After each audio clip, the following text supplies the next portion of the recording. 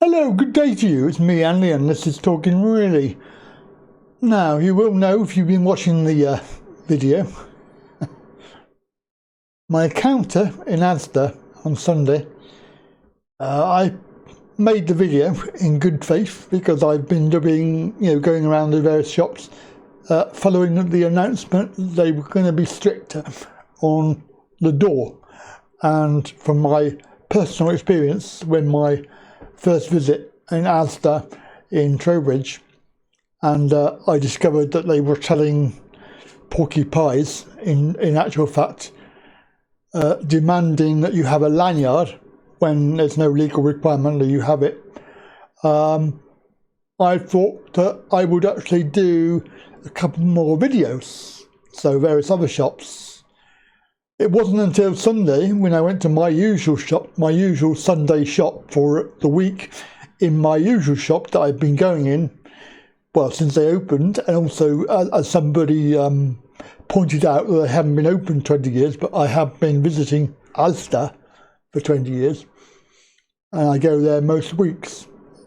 And I've been going to this particular ASDA all last year, apart from a very small period of time, in the beginning when they put in this ridiculous one-way system at the door, and it involved you having to walk half a mile down to come back half a mile, and I just physically could not do that, so I went elsewhere where the input and output was not the same. So I was happy to return to ASDA when they reduced the requirement that you had to queue like that over the summer.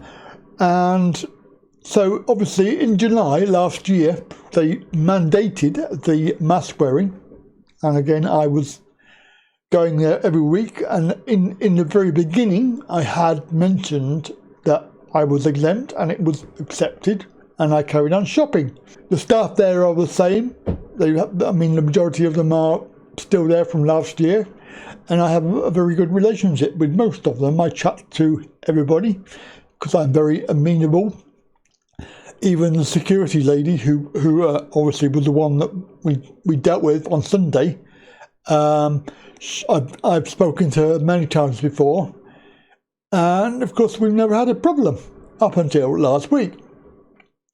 And the only reason that we had a problem was because of the guy on TV, Mr. Bojo, telling everybody that they were going to clamp down, and they told supermarkets to clamp down for people that weren't wearing masks, blah, blah, blah, but with no stipulation about, in any of the media, about exemptions. I mean, they put it in small print right at the bottom. But to be fair, and to be perfectly blunt, nothing has changed between last week and this week. The whole thing is the same. There's no additional laws being put in place. There's been no changing of the laws. There's been no. It is just basically a guy on TV saying that they were going to clamp down on this. The virus is not that clever. It's not going to change in the course of a week just because somebody isn't wearing one this week and wasn't wearing one last week. So they're any more danger to anybody. And I'm not going to get into all of the stuff that I dealt with, because what I want to focus on is the reactions I've had, and I've had some reactions. I posted it, the video, on the local Facebook pages, in particular locally. The word I'm looking for is not shocked, but it's not surprised, because I knew that I would get a reaction, and the shocked part of it is I knew that there would be people who are very negative. What I didn't realise was the overwhelming negativity and nastiness that came out of that. So much so that last night at about 6 p.m. I requested that the owners of the page take it off, delete it. So I've had it deleted, and all of the nasty comments. I should really have made a recording of all of it, of the comments. I read some of them, and I don't need to read them again. And I'm sure you don't need to read them either. I suspect, and I'm not being funny here, but I suspect the majority of the ones that were commenting were able-bodied. I'm sorry to say, but that is the feeling that I've got because of the various references about me personally. I'm doing this to cause controversy because I didn't have a lanyard. I've got a lanyard. I didn't take it with me deliberately.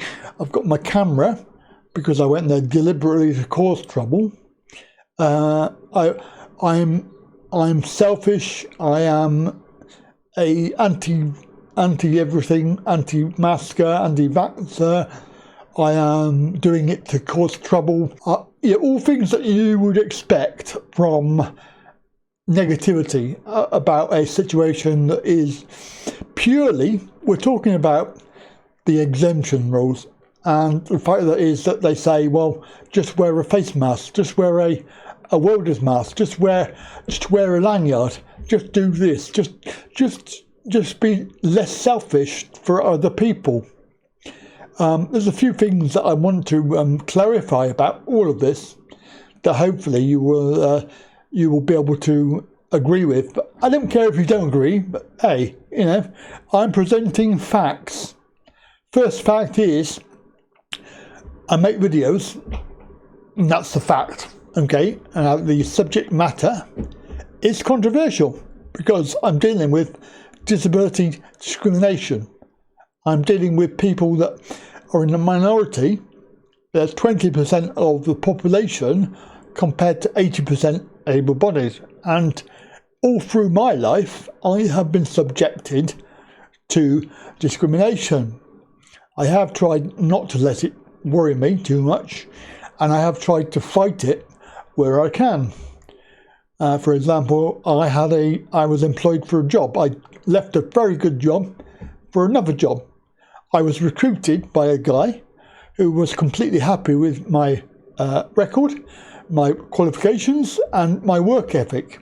And in my first week of the new job, I was called into the office, and my abilities to do the job were put into question. I was forced to get my doctor to write a letter to say that I was physically able to do the job that I had been doing for many years and had left a perfectly good job that was doing the same thing. Discrimination is out there and you cannot deny it, and it's got nothing to do with me, it's all about them, I'm sorry to say, because I am fairly open. I tend to take people as at face value. I tend to be very trusting, and of course that's my downfall because I trust too quickly, and I believe that I am a person that would give everything for somebody to help them, and the purpose of these videos is to help people in similar positions. So my going around the shops is there to give encouragement to the less able who may be thinking, oh, I don't think I can do that. So I am here, as somebody said, I get a rush from it. I probably do a little bit, but it's not about that, because the confrontation that we had on Sunday was quite stressful, and it left me feeling really, really bad for the rest of the day. So it's not as if I did it on purpose, and I had a suspicion that it was going to happen because of previous experience. So having a camera there, and because I'm a video maker, why would I not do that? The point is that video that I put out on social media has had over 2,000 views, mainly from social media. And to be honest with you, if I was doing this for the money, then so far I've earned 32 pence. The negativity, it's come over onto the channel as well. You can see that by the number of thumbs down, and also the number of negative comments that have been left. And some of them have obviously been deleted because they were rude and uncalled for, like telling me to F off because I'm an idiot and I should just wear a effing mask. That is not a constructive comment, is it? So, people are entitled to their opinion. I'm not saying that you cannot say whatever you like, providing, of course, it's constructive. Calling somebody names does not prove anything. It just proves how less educated you are. You cannot use language to express how you feel. And I do appreciate that sometimes you have to say, oh, f*** off. You know, it's more about the impact of the words rather than the actual use of it. Let me get on to the point of this video, because time is going on. The reaction has been quite negative. In particular, there's been some support for the pharmacist guy and his approach to how he dealt with that. Because beside the fact that it was none of his business, and he chose to publicly comment in front of everybody about something that was basically being dealt with by security, and he had no involvement in. He was not employed by security. In actual fact, as I've said in the comments, he could have waited until he got inside and had a private word with me and expressed his views in private. He did not have to do it in public and humiliate somebody. He just ganged up and saw an opportunity to have a go. The other thing that was said in the comments was about me having a word with him. I said I was bullying him. Excuse me, let's look at what happened. He chose to make his views known in public and humiliate me in public in the queue, which is none of his business. He chose then to not have a word with me for the last year, since that he's been going there. He could have easily said to me before, many times before, it's been law since July. Sorry, but he's had plenty of chance to privately say, why don't you wear this, that and the other. Anyway, let's move on, because I don't want to get dragged down into a character assassination of a person that should have minded his own business, and it was none of his business in the first place. But what I want to show you is some of the points regarding this. In particular, the made up things, the made up facts, and of course his comment about the welder's mask. Let's first of all look at the gov.uk site, and this is about the face coverings, when to wear one, exemptions, and how to make your own. Well, I don't recommend making your own, because they're about as useless as a chocolate fire guard, but hey, let's move on. In particular, what I want to point out, and what this is about, is our pharmacy guy, face visor or shield. A face visor or shield may be worn in addition to a face covering, but not instead of one. This is because face visors or shields do not adequately cover the nose and mouth. So there you go, in black and white, on the government website, that refutes his argument that I should be wearing a welder's mask. Well, sorry. For every member of the Yeah. So it's been law since last July. Just think about it, people. I do. Think about it, people around yourself, sir. Yes. You know, I'm a pharmacist, I work at a pharmacy, and every one of my customers is wearing a mask, sir. Yeah. It's not well, I'm exempt. Well, And you couldn't ask me about it, so don't even go there. wear a face shield, sir. Don't go there. I'd like to know why you think it's okay to shame somebody. It's not about shaming, sir. It is. No, it's not. Because in public, what you did out there, in front of everybody, was rude It wasn't rude. and none of your business. It's every bit Because of I'm business. exempt. If you're exempt, so you can wear a face shield. Why? Because it's still protecting What members of the public. evidence? What evidence is there to prove that a face shield's going to work more than a mask? It's reducing splutter, sir. I don't splutter. Even as we're talking, we're So what you're saying is asymptomatic spreads, which is a lie, because they've done a study, 10 million people. I'm sorry to say, but making his views known in public just proves that that was deliberate humiliation with false data, and of course everybody around him heard him say it and now think that I should be wearing a welder's mask. But there it is in black and white. Premises where face coverings are required should take reasonable steps to promote compliance. The police can take measures if members of the public do not comply without a valid exemption. When do you not need to wear a face covering? Okay, please be mindful and respectful of such circumstances. Some people are less able to wear face coverings, and the reasons for this may not be visible to others. Okay, and there are lots of reasons. Exemption cards. If you have an age, health or disability reason for not wearing a face covering, you do not routinely need to show any written evidence of this. You do not need to show an exemption card.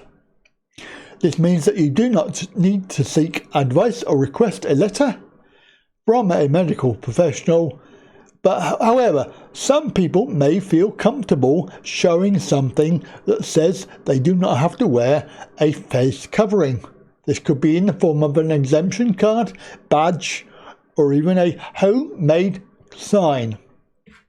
And then underlined there, carrying an exemption card or badge is a personal choice and is not required by law. So, not required by law, and it cannot be made up. You like for what was done. Oh, you can't come in here unless you've got a lanyard. Show your lanyard. Okay, it's personal choice. My choice was, and regardless of whether I went there deliberately or not, I haven't worn a lanyard since going to the airport last year and finding out that they are completely useless because I didn't get any help. So what's the point of wearing it? Anyway, it works for some people, don't get me wrong. Don't get me wrong. Anyway, let's move on. A disability website, Disability Horizons. Now there is lots of information about how to make it, they can buy one of them, and of course it is very important. The card gives an easy visual aid to staff of your exemption, as people can self-certify. It's not an absolute guarantee that you won't be stopped or asked for more information. Obviously, they recommend that you have proof of information about your condition, but again, that is not a requirement. Police criticised for fining people who are not wearing masks, even though they have said they are exempt. He says here that it has also stated people are not required to prove they are exempt, and it's for individuals to choose how they would want to communicate this to others. So basically, you say, I am exempt, and that is it. And it says here, contrary to what people think, and all of the bullshit that you hear from Bojo, most people are adhering to the restrictions, and we thank everyone who is doing their bit. So the police say there is very little non-compliance, even though people have said, oh, we'll call the cops because they'll want to see your evidence. You have to prove it. No, sorry, you don't. And even the Equality Act says you don't have to prove it. If you go into a shop and they refuse you entry and they want you to wear a lanyard, they are breaking the law. If they want to see evidence of your disability, they are breaking the law. If they refer you to the police will generally just say, okay, you're exempt. Unless, of course, they haven't been educated, and they will give you a ticket, but your ticket will be refuted. Because, as you can see, the cases that have been brought up, they've had to apologise and cancel the tickets. The only way that if you do get a ticket and you do get pursued for this and you do get refused, please don't panic, because you can simply take them to court. whoever it is. And remember, this is about the person that refuses you entry. I know that there has been comments about a supermarket being a private property and that they can refuse you. Yes, they can refuse you, but if they base it on not wearing a face mask or not having a lanyard or not being able to prove your disability, they are breaking the law and they cannot refuse you entry based on that, and they are personally liable for a fine. And people have said to me, oh, but I can't afford to take them to court. No, but there are agencies out there who are quite happy to take it to court for you, and there is a case that has been recorded already. A lady has won her case. She won £7,000. The maximum that you can win is £9,000. So have faith. And to all of those people that have negatively spoken, they've made accusations against me personally. They've been quite adamant that I'm in the wrong, that I should really comply, that I should wear a welder's mask for the sake of others, when quite clearly we have shown that evidence shows, and it's scientific data, asymptomatic spreaders don't spread. And obviously if you've got flu, you generally don't go out anyway, you stay in bed. And certainly when I've had flu in the past, I stay at home. So I'm not going to spread it, am I? Have a good day. I'll catch you next video. And hopefully I'll be going to Sainsbury's. And I also want to go to M&S as well. So hopefully 2 more videos coming up. Have a good day. Bye for now.